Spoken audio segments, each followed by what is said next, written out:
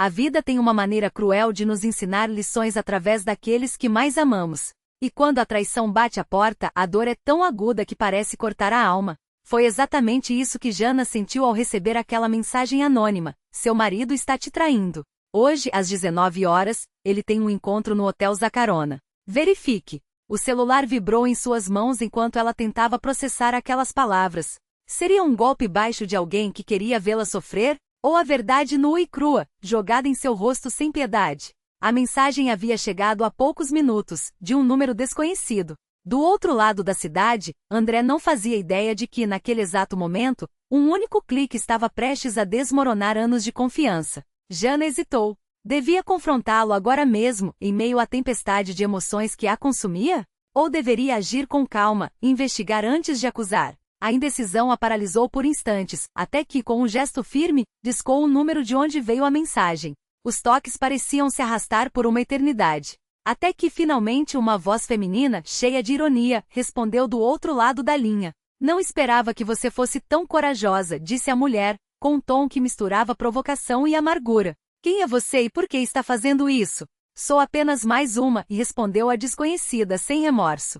Mais uma que ele usou e descartou como se fosse lixo. Achei injusto que você vivesse nessa bolha de felicidade falsa enquanto ele destrói tudo ao seu redor. Boa sorte. O telefone desligou. Jana ficou ali, imóvel, apertando o aparelho com força, como se pudesse esmagar a verdade junto com ele. Será que aquelas palavras tinham fundo? Ela nunca havia notado nada. Claro, ambos trabalhavam muito, turnos exaustivos, horas extras, sacrifícios em nome de um objetivo maior: juntar dinheiro para construir a casa dos sonhos.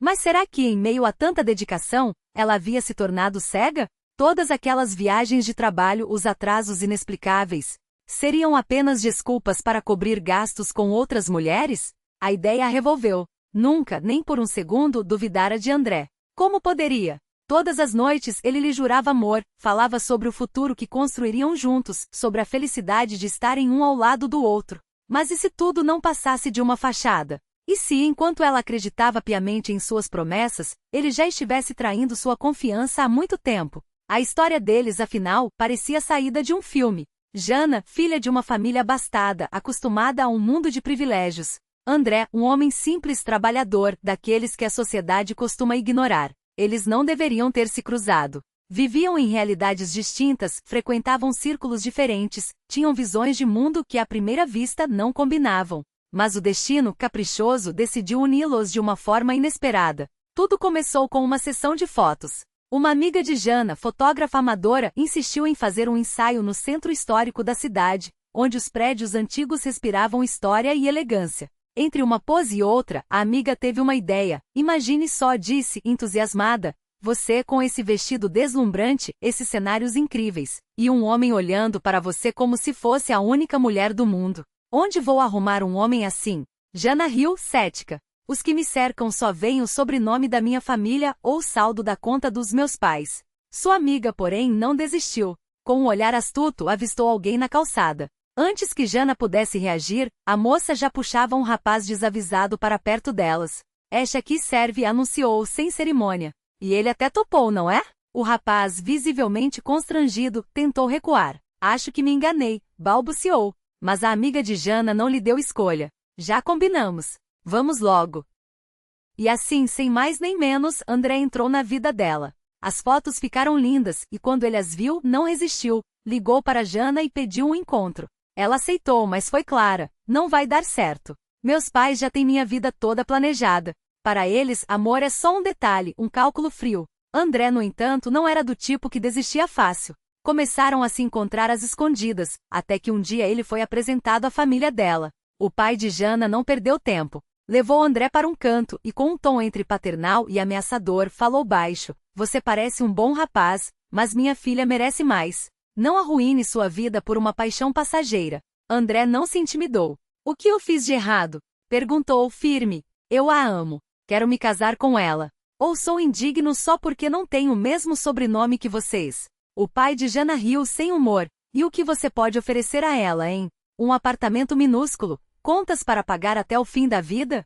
Ela nasceu no luxo. Isso aqui, gesticulou ao redor, vai destruí-la. Isso não é decisão sua, retrucou André, antes de se afastar. Naquela mesma noite, ele pediu Jana em casamento. Contra todas as expectativas, ela disse sim. Eu o amo, afirmou a mãe, que tentava fazê-la mudar de ideia. Juntos, vamos conseguir. Os pais, relutantes, acabaram aceitando. Deram-lhes um apartamento, ajudaram André a conseguir um emprego melhor. E agora, anos depois, Jana descobria que tudo pode ter sido uma farsa. Ela não disse nada a André. Em vez disso, resolveu segui-lo. Entrou em um táxi e ordenou que o motorista acompanhasse o carro do marido, que saía do escritório onde deveria estar de plantão. Quando ele atendeu o telefone, foi seco. Estou ocupado. Não me atrapalhe. Jana percebeu. Ele achava que ela estava em casa, alheia a tudo, enquanto ele seguia com seus planos. Mas ela tinha um plano próprio. O táxi parou perto do Hotel Zacarona, exatamente como a mensagem havia previsto. Jana, porém, não saiu do carro. Em vez disso, fez algumas ligações e esperou. Enquanto isso, observava a cena se desenrolar. André saiu do carro, mas não entrou direto no hotel. Primeiro, cruzou a rua e comprou um buquê de flores de uma senhora que vendia na calçada. Depois, ficou parado na entrada como se aguardasse alguém. Olhava o relógio impaciente. Até que, finalmente, uma mulher se aproximou. Ele abriu a porta do carro para ela com galanteria, e os dois desapareceram dentro do hotel. Jana sentiu o mundo desabar. Tudo aquilo que construíra, todos os sacrifícios, as noites em claro trabalhando, as economias para a casa própria, tudo por um homem que aparentemente não valorizava nada daquilo. Foi então que alguém bateu no vidro do táxi. Ela levantou os olhos e forçou um sorriso fraco. Pai? Demorou. Desculpe, filha. A reunião se estendeu, respondeu ele preocupado. O que aconteceu? Por que essa urgência? Jana resumiu tudo em poucas palavras. O pai ouviu em silêncio até soltar um grunhido de desdém. Esse homem se acomodou demais. Mas não se preocupe. Vou resolver isso agora mesmo. Não, ela segurou seu braço, determinada. Deixe comigo. Preciso fazer isso sozinha. 10 minutos depois, um grupo de mulheres se aproximou do táxi. Uma delas, no centro, perguntou: Você é a Jana? Ela sentiu sem forças. Eram as amigas que conseguirá contatar, as poucas que não haviam virado as costas quando souberam da situação. Agora, era a hora de encará-la. E pela primeira vez, Jana sentiu medo do que encontraria do outro lado daquela porta. O segurança nem precisou questionar. Os números do apartamento ainda estavam no nome de Jana, detalhe que André, em sua arrogância, nem se deu ao trabalho de alterar. Para mim e minha esposa havia dito ao porteiro meses atrás, como se aquelas palavras fossem um escudo eterno. Agora elas se voltavam contra ele como uma faca. A porta se abriu antes mesmo que batessem. A última amante de André, aquela que o defendia com unhas e dentes, que jurava ser diferente, irrompeu pelo corredor, empurrando o homem que tentava bloquear a passagem. Seu rosto era uma máscara de fúria e satisfação doentia. Atrás dela, as outras 5 mulheres entraram em fila, seguidas por Jana e seu pai. O ar na sala mudou instantaneamente, como se o oxigênio tivesse sido sugado por um vórtice de raiva e vergonha. André estava pálido. Não o pálido de um homem surpreendido, mas o de um animal encurralado, cuja pele se fundia ao ralo de banho branco que vestia. O copo em suas mãos tremia tanto que o uísque se derramava em gotas escuras sobre o mármore como sangue diluído. Seus olhos saltaram de uma mulher para outra, buscando uma saída, uma desculpa, um milagre. Não encontraram nada. Jana, sua voz falhou. Ele engoliu em seco, tentando novamente. O que você está fazendo aqui? Ela não se apressou. Deixou o silêncio pesar, cada segundo cavando mais fundo a covardia dele. Aproximou-se até que seus sapatos quase encostassem nos pés descalços dele, até que pudesse ver cada poro em seu rosto contraído, cada veia saltada no pescoço. Olhou fundo naqueles olhos que já lhe juraram amor eterno, que mentiram em cada sílaba. A pergunta é minha, André. Sua voz era gelada, mas firme. O que você está fazendo aqui? Neste apartamento. Neste alate. Nesta cama. Ele recuou instintivamente, como se ela tivesse levantado a mão. Não havia resposta. Não havia desculpa que pudesse apagar as provas vivas ali presentes, as mulheres que ele descartara como lixo, uma após a outra, sempre com a mesma promessa vazia, o mesmo final cruel. Jana virou-se lentamente para as outras. Sorriu, e foi um sorriso triste, mas genuíno. Conheçam as ex do meu marido, anunciou, como se apresenta-se um coral de vítimas em um tribunal. Mulheres incríveis cada uma delas. Uma pena que ele só soube machucá-las. André tentou falar, mas sua boca se abriu e fechou como a de um peixe fora d'água. O pai de Jana cruzou os braços, observando a cena com um desdém que pesava mais que qualquer palavra. Pula da janela, Kotick, rosnou, usando o apelido que André tanto odiava. Eu até te avisei que não daria em nada. Você negou, lembra? Pois olha no que deu. O homem engoliu em seco. As mulheres avançaram, formando um semicírculo em torno dele, cortando qualquer rota de fuga.